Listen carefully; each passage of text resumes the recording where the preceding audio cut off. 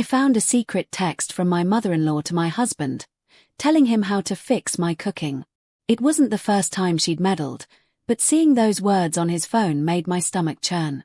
She was pulling strings behind my back, and I had no idea how deep this went.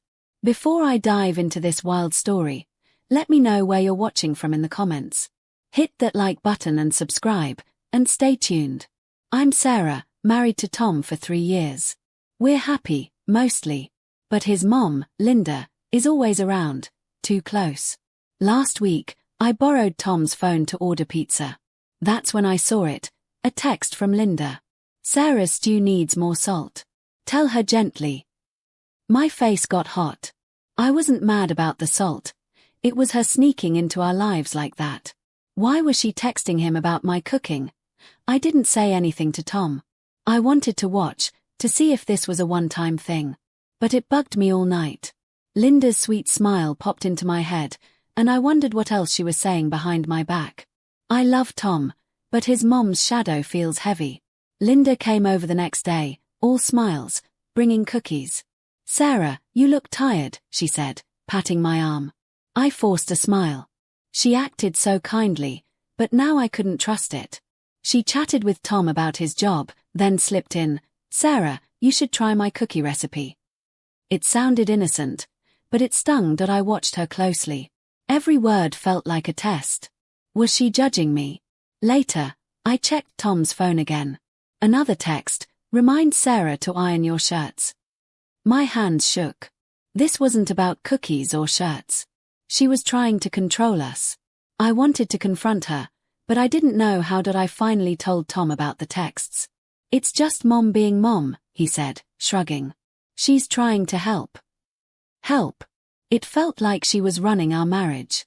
I asked if he thought her texts were okay. He got quiet, then said, she's just looking out for us. I felt a wall between us that night. I couldn't sleep. Tom didn't see the problem, but I did.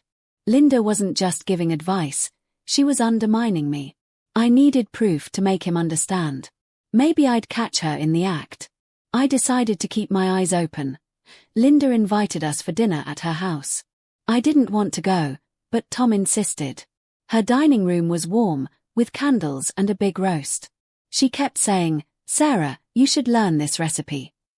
Each comment felt like a jab. Tom laughed, but I saw her watching me. After dinner, I overheard her whispering to Tom in the kitchen. Sarah's so quiet tonight. Is she okay? My blood boiled. She wasn't worried. She was planting doubts. I wanted to call her out, but I held back. I needed more than whispers to prove she was meddling. I started noticing little things. Linda called Tom every day, always when I wasn't around. One day, at her house, I found a journal in her living room. I shouldn't have looked, but I did. It had notes about me. Sarah's too stubborn. Needs to listen. My heart raced. The journal wasn't just about me. It listed things Tom should do, like talk to Sarah about kids. She was planning our life. I took a photo of the page with my phone. This was my proof, but I wasn't ready to show Tom yet. I needed to be sure. I started dropping hints to Linda. Tom loves my cooking, I said at lunch. Her smile froze, but she nodded. Of course, dear. I could tell she didn't mean it. Later, I forgot to iron Tom's shirt. Sure enough, she texted him. Sarah's slipping. Help her. That text was another piece of the puzzle. Linda wasn't just giving advice. She was watching every move. I felt like I was in a game I didn't sign up for. I wanted to confront her, but Tom still thought she was harmless. I had to keep playing along. I showed Tom the photo of Linda's journal. He frowned. This is private, Sarah. Why'd you snoop? I explained how her texts and notes were tearing us apart. He got mad, not at her, but at me. You're making it a big deal, he said. I felt alone. Tom was picking his mom over me. That night, I cried in the bathroom. I loved him, but this couldn't go on. I decided to talk to Linda myself. If Tom wouldn't listen, maybe she would. Or maybe I'd finally see her true colors. I went to Linda's house alone. She offered tea, all smiles. I didn't waste time. I saw your journal, I said. Her face went pale. You're crossing lines, Linda. Stop telling Tom how to fix me. She tried to laugh it off. I'm just helping. She didn't apologize. Instead, she said, Tom needs guidance. You're young. That hurt. She thought I wasn't good enough. I told her to back off or I'd tell Tom everything. Her eyes narrowed, but she nodded. I left, unsure if I'd won or started a war. I told Tom about my talk with Linda.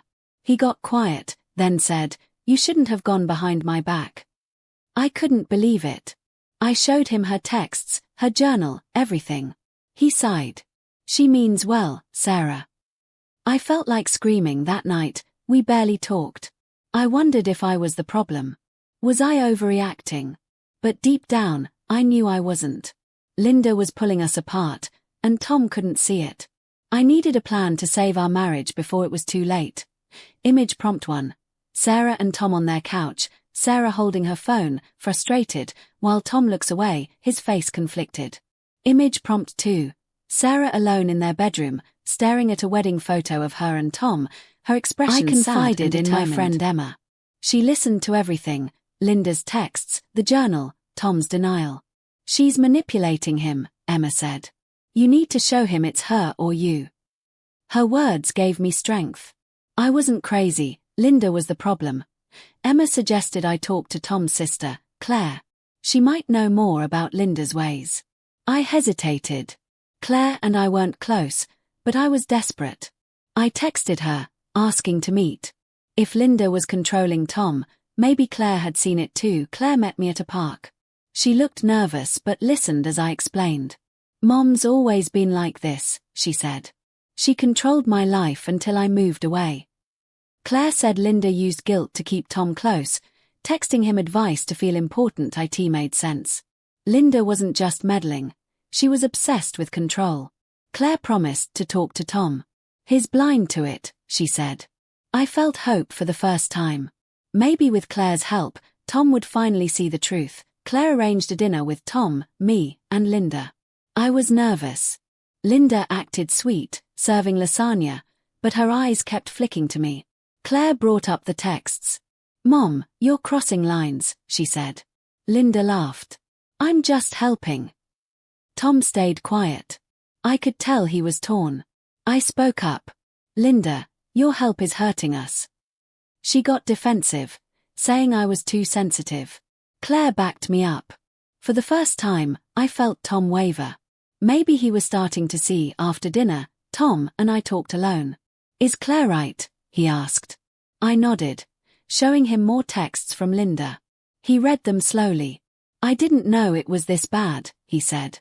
I saw guilt in his eyes. He'd been blind, but he was waking up. He promised to talk to Linda. I felt a spark of hope, but I was scared, too. What if she twisted things again? I needed Tom to stay strong. For the first time, I believed he might choose me. Tom called Linda. I listened from the next room. Mom, you need to stop, he said. She got upset, saying, I'm just trying to help you.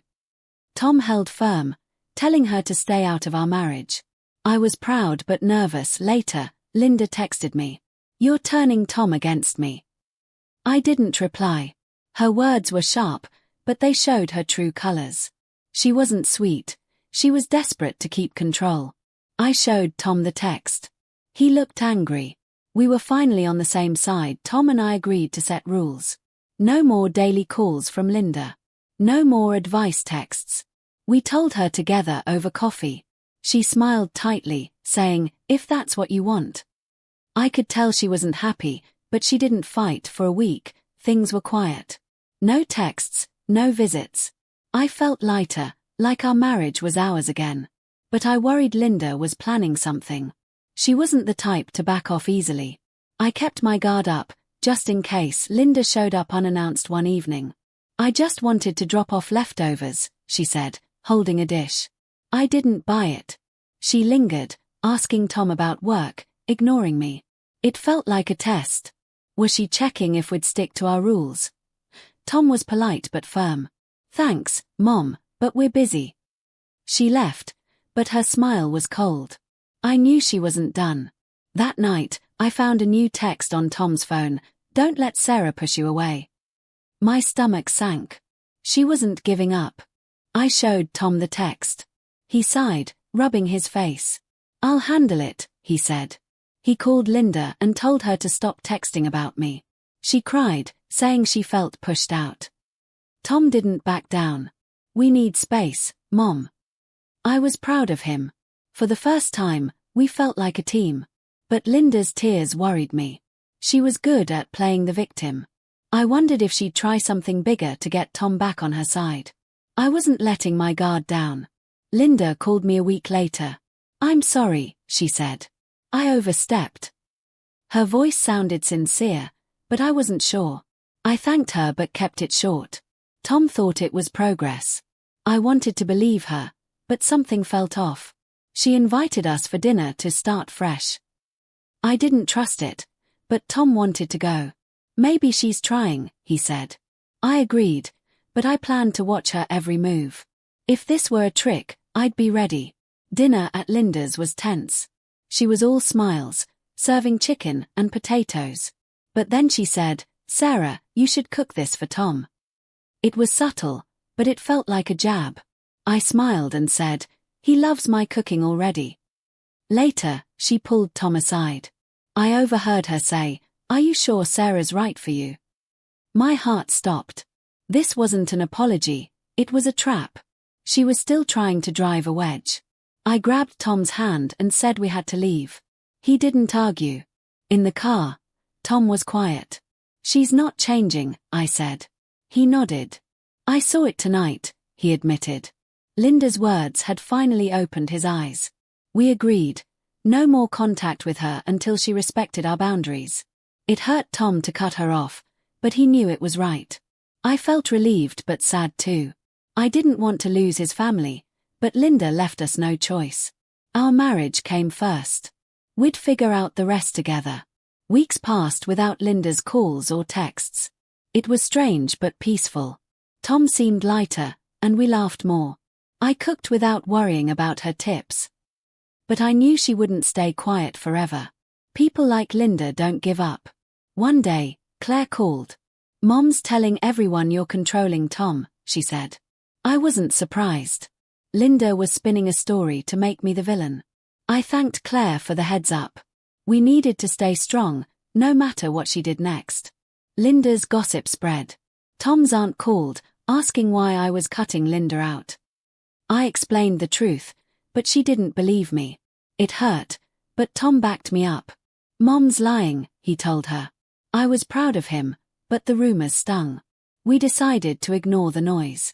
Our marriage was stronger without Linda's interference. But I worried about Tom. He loved his family, and this was hard for him. I promised to stand by him, no matter what came next. A letter came from Linda. "I miss you both," it said. "I'll respect your boundaries." Tom wanted to believe her, but I was skeptical. "Let's test it," I said. We replied, inviting her for coffee, but only if she followed our rules. She agreed, and we met at a cafe. She was polite, no advice or jabs. It felt like progress, but I stayed cautious. Linda could play nicely for a day. The real test was if she'd keep it up. Months passed, and Linda kept her distance. She called Tom once a week, no meddling. It wasn't perfect, but it was better. Our marriage felt like ours again. We started planning a trip, just the two of us, to celebrate. Still, I watched for signs of trouble. Linda's silence felt too easy. But Tom was happy, and I didn't want to ruin it. Maybe she'd changed. Or maybe she was waiting. Either way, we were stronger now. A year later, our marriage was solid. Linda stayed in her lane, mostly. When she slipped, like suggesting a recipe, I shut it down fast. Tom backed me every time. We'd built a wall she couldn't cross. Our love was stronger for it. I still checked Tom's phone sometimes, just to be sure. No new texts from Linda. We were free, finally. I looked at Tom, laughing in our kitchen, and knew we'd won. Our marriage was ours, and no one, not even Linda, could take that away.